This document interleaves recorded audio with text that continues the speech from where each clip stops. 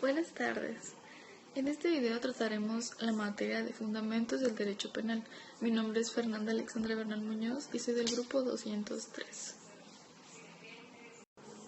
Dentro del derecho penal, para argumentar debes tener fundamentos y motivos, no exigir antes de. Algunos de los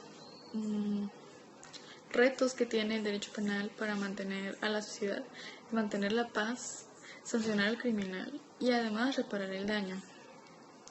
Les comento que la denuncia o querella ante el Ministerio Público se genera en una carpeta de investigación, que sería la primera instancia, la causa penal, que se hace en los juzgados penales. La segunda instancia es la toca penal, que es del orden común, y esa se trata en un tribunal superior. La denuncia procede con delitos oficiosos, que sería el homicidio, robo, encontrar un cuerpo, y las querellas solo pueden hacerla el ofendido o la víctima. Algunos tipos de ordenamiento de derecho legal vienen siendo los códigos de orden común, de orden federal y de orden militar. También está el Código Penal Federal, el Código Penal para el Estado de Baja California y el Código Penal Militar. A continuación hablaremos sobre las partes en el proceso penal. En este caso son la víctima, el imputado, los policías, los peritos, defensores, el MP, los facilitadores, los jueces, y dentro de los jueces hay varios tipos que a continuación definiré. La víctima viene siendo la persona que sufre el delito. Esta persona tiene derecho a que la autoridad cuide de su integridad física, que le brinde protección necesaria. El imputado, por otra parte, es la persona a la que se le incrimina, que se ha recabado información para suponer su participación dentro de un delito, y en contra de la cual el MP realiza una acusación ante el juez. Los policías se orientan hacia un modelo que fomenta su profesionalización en las técnicas de actuación, investigación, resguardo de pruebas y en general de todas las acciones que tiene que desarrollar como la institución encargada de proteger a la ciudadanía.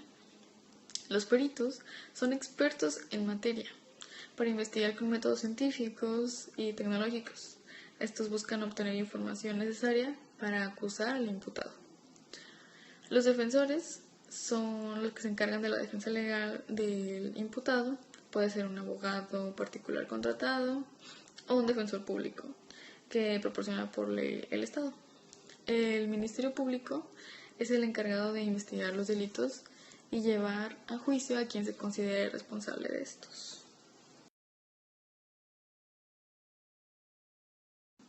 Los jueces tienen la responsabilidad de impartir justicia.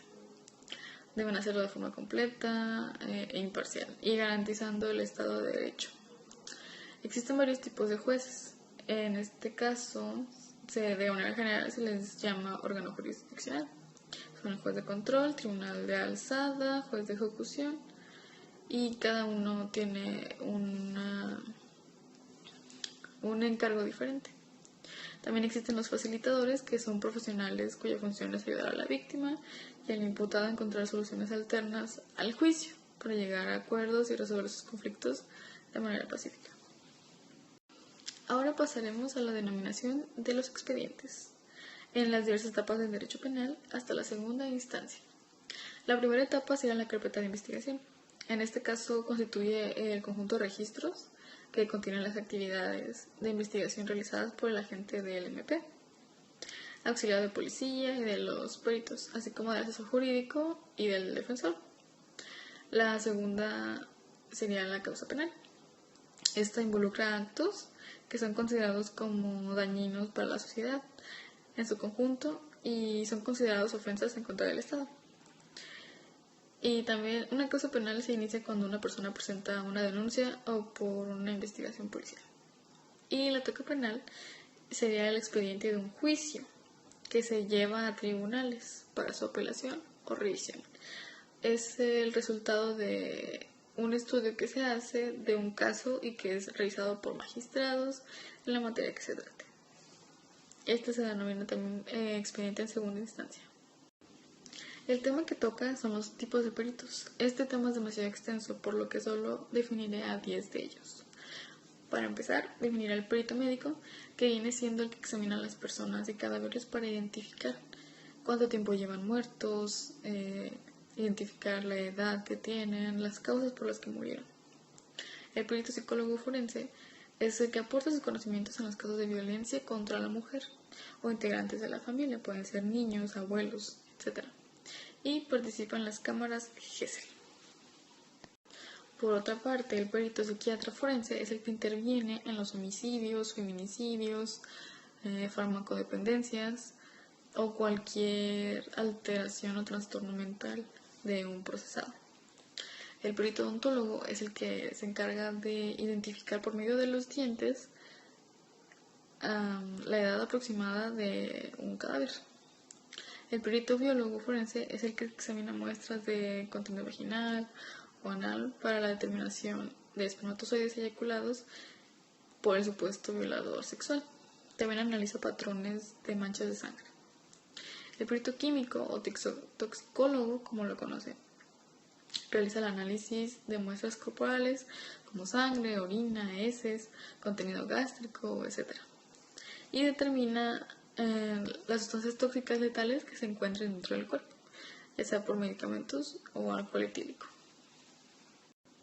Continuando con los tipos de peritos, el perito de siniestros, ese es el que se encarga de determinar las causas de los accidentes, ya sean en incendios o en coches. El perito textil es el que se especializa en valoración de tejidos y conocimiento de protocolos y normativas de la industria textil, de determinar la autenticidad de una prenda.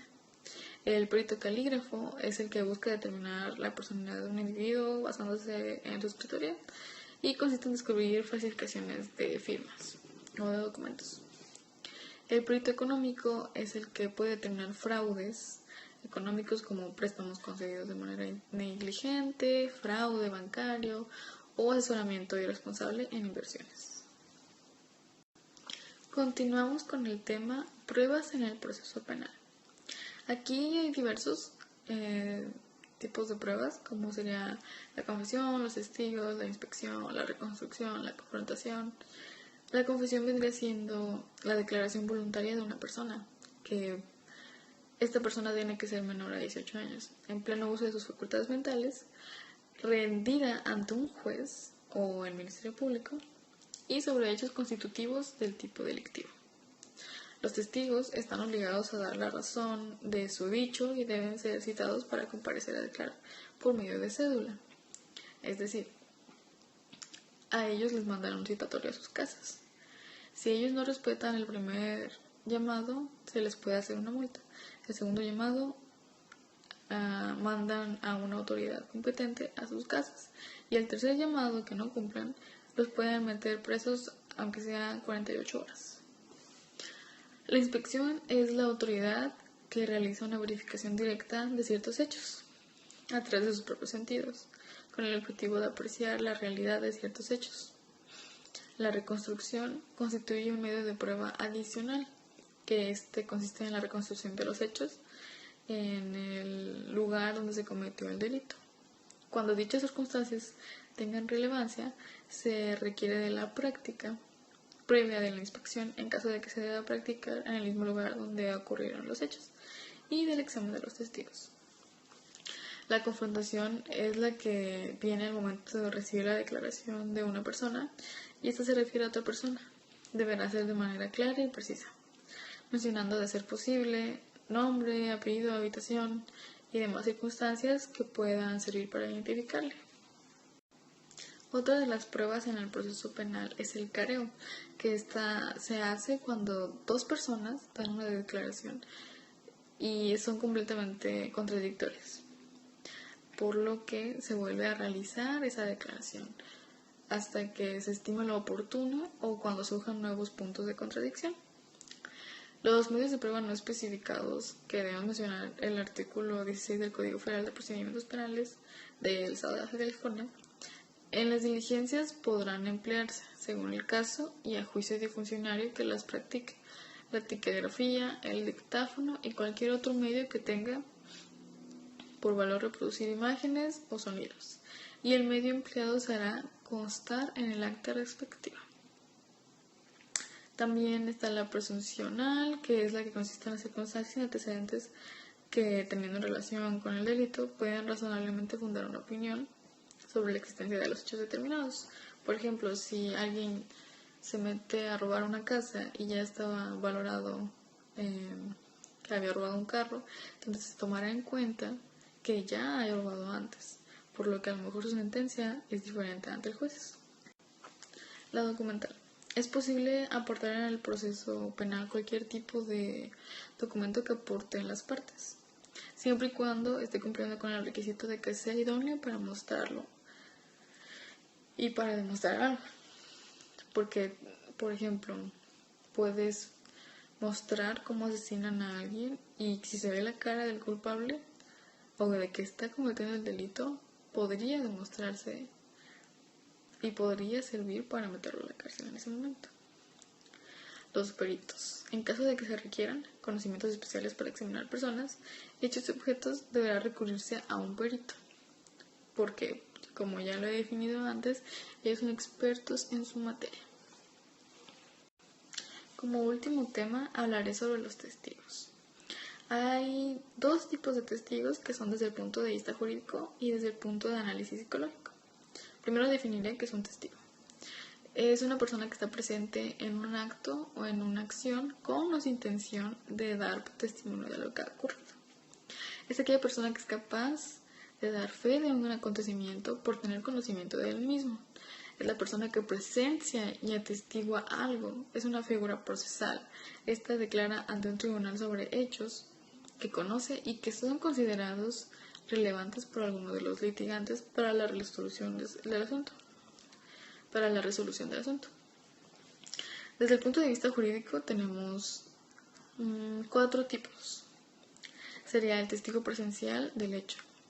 Su versión ante el funcionario está basada en la directa percepción. Básicamente es: yo vi que pasó esto, listo. Cuentas toda tu versión y ya listo. Está el testigo indirecto o de oídas, aquel testigo que ha recibido la información por datos de terceras personas. Esa persona puede estar chismeando con la vecina y entonces es ahí donde él cree tener un testimonio por lo que va a declarar lo que ha escuchado. Testigo de abono o de conducta. Estos acuden ante el juez a rendir su deposición sobre la honestidad, responsabilidad, comportamiento y reputación de un incriminado penalmente. O sea, quiere decir que si están acusando a alguien, esta persona va y dice que esa persona nunca haría eso, todos los actos buenos que ha hecho para demostrar que es inocente. Los testigos instrumentales son aquellos que dan fe del contenido de un contrato, lo que se presume con la firma. Y por otra parte, desde el análisis psicológico tenemos 5 tipos de testigos. Sería el testigo descriptivo, que señala los aspectos destacados de la imagen y del acontecimiento sin atribuirle significado. Es una avencia de emotividad. El testigo observador conduce su atención y concentración hacia la escena, se concentra más en los detalles. Si él está pasando por la calle y un accidente automovilístico, él, de tanto concentrarse en los detalles, ve que el carro chocó primero con el otro, ve que estaba pasando, ve que una persona iba por la calle, se atravesó y por eso es que el carro chocó, porque no quiso atropellar a la persona. Es un ejemplo.